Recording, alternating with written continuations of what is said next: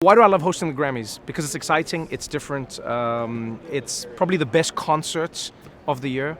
You know, where else are you going to have the best in country, the best in hip-hop, the best in pop, the best in R&B, all on the same stage, all on the same night, everybody coming together. It's an easy one to say yes to, and so I'm really honored and excited that I come to do it for, the 5th consecutive year.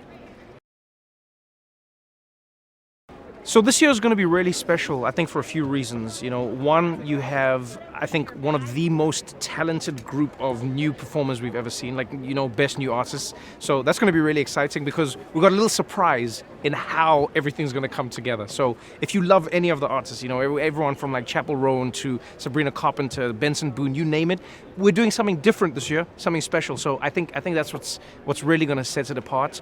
On a sad but then also beautiful note, there's also, celebrating Quincy Jones and everything he made and gave to music, and there's few people who have had the indelible impression on music that Quincy Jones has had. I always think to myself, it's like, when you read about like Beethoven and what he did with his Ninth Symphony and how he like changed classical music, you can argue that Quincy Jones did that for so much music that we think is normal today. He touched hip hop in some ways, he touched jazz in a completely different way, in a special way.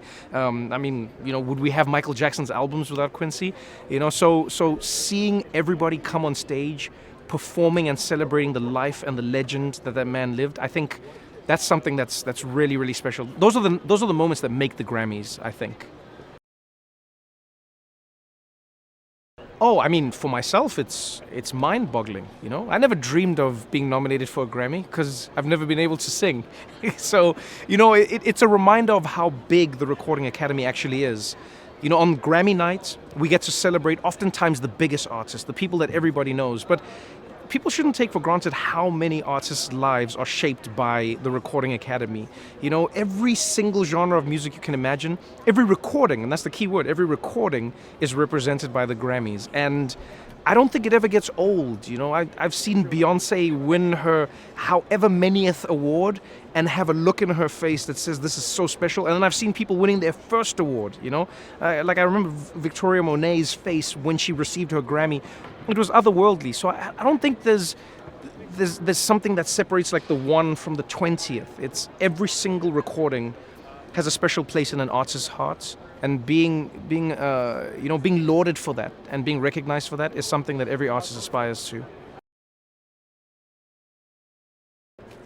Talking about the nominees is hard because, where do you focus? Which category do you focus in? I'm biased because I think being nominated as a best new artist holds a special place in any artist's life because you can only ever be nominated as a new artist once. That's it. You can always come back for Album of the Year. You can always come back for, your category. You can always try it. It's not promised to you. But Best New Artist, what a moment, to be celebrated for not just what you've done, but how you've shaped music, the impression that you've left on music. 1 minute, nobody knew you, and the next thing you know, everyone in the world is singing your song. So, whether you're Chapel Roan, whether you are Benson Boone, whether you are Sabrina Carpenter, there's just like a few of them, and you look at what they've done.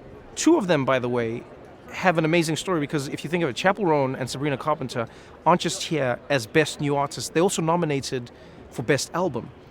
And that's monumental. That runs the gamut of everything you would hope to achieve in your career.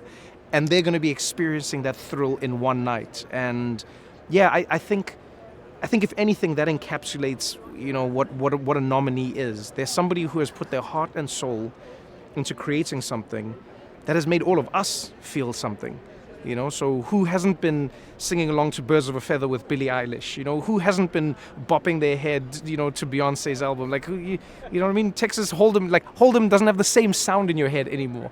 And so I think that's what this is all about, And in many ways, it's about like the future and the past. You've got the Beatles making music that they would have never been able to make without AI. Who would have ever thought that would be possible?